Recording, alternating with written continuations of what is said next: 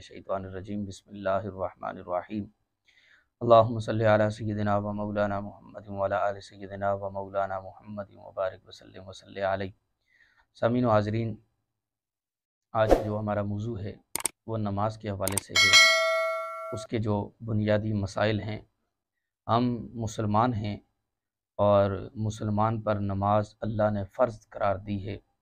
इसके बारे में कुरान व हदीस में बहुत ज़्यादा ताकीदात आई हैं कि नमाज न पढ़ने का क्या क्या वबाल है और नमाज पढ़ने की क्या क्या बरकतें हैं। ये सारी चीज़ें कुरान व हदीस में हमें मिलती हैं। कुरान पाक में जो अल्लाह ने फरमाया अकीमुस्सलाह व आतुज़्ज़का वरकऊ मार राकिईन, रुकू कर नमाज कायम करो, ज़कात अदा करो, रुकू करने वालों के साथ रुकू करो। तो इस आयत करीमा से ये बात पता चली कि नमाज फ़र्ज़ है। और इसी तरह हुज़ूर नबी पाक सल्लल्लाहु अलैहि वसल्लम ने भी ये इरशाद फरमाया है कि इस्लाम की बुनियादी अरकान जो हैं वो 5 हैं। उन 5 बुनियादी अरकानों में दूसरे नंबर पर, यानी पहले बंदा कलमा पढ़ेगा, दायरा इस्लाम में दाखिल होगा। जो ही वो दायरा इस्लाम में दाखिल होता है तो उसके बाद उसके ऊपर पहली चीज़ जो फ़र्ज़ है वो नमाज है, नमाज अदा करेगा। अब नमाज ज़ाहिर है हमें हुक्म दे दिया गया है कि नमाज हमने पढ़नी है। अब हमने ये देखना है कि हमने नमाज पढ़नी किस तरह है। ये ना हो कि हम नमाज पढ़ते रहें और हमारी नमाज़ें ज़ाया होती रहें। ज़ाहिर है शरीयत ने कायदे कानून मुकर्रर किए हैं, हमें बताए हैं। हुज़ूर नबी पाक सल्लल्लाहु अलैहि वसल्लम ने ख़ुद इरशाद फरमाया है, सल्लू कमा रअयतुमूनी, नमाज पढ़ो इस तरह जिस तरह तुम मुझे देखते हो। तो अब हम तो हुज़ूर अलैहिस्सलातु वस्सलाम को नहीं देख रहे, सहाबा को ये मुखातिब थे, सहाबा को साथ ये खिताब था।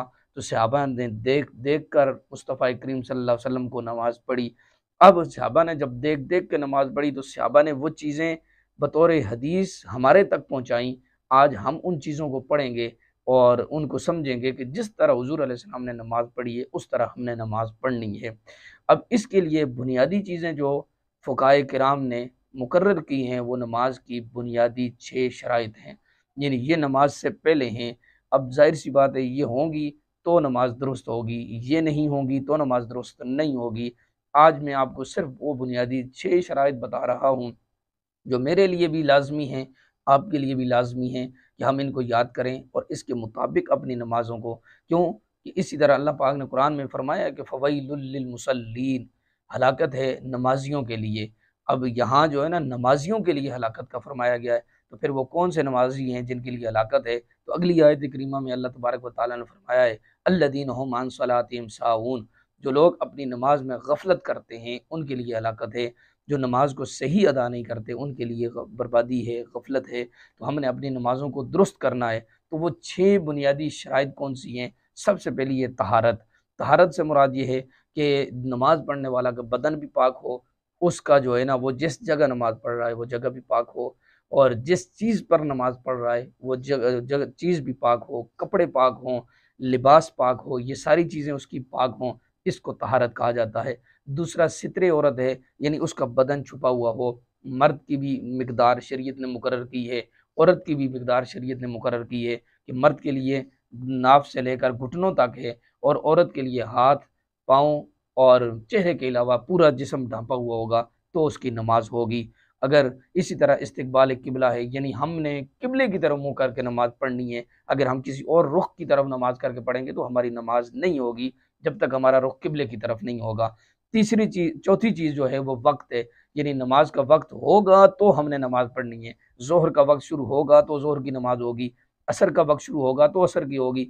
इसी तरह बितरतीब जिस नमाज का वक़्त शुरू होता जाएगा वो नमाज हमारे ऊपर फ़र्ज़ होती जाएगी।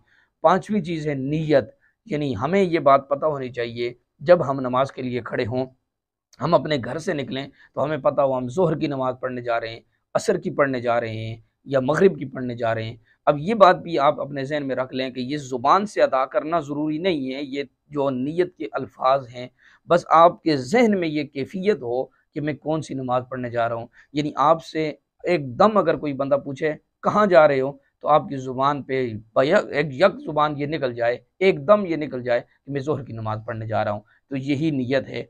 छठी चीज़ है तकबीर तहरीमा। तकबीर तहरीमा कहते हैं कानों तक हाथ उठाने को। इसके साथ ही आप नमाज के अंदर दाखिल हो जाएंगे। ये 6 बुनियादी शर्तें थी, इनको याद कर लें। फिर उसके बाद आगे जो नमाज की जो अंदर की फ़राइज़ हैं वो इंशाअल्लाह उनको फिर वक्त में हम अगली वीडियो में इसको बयान करेंगे। जहाँ तक आज 6 शराइत हैं, अल्लाह तबारक व तआला हमें सही मानों में नमाज अदा करने की तौफीक अता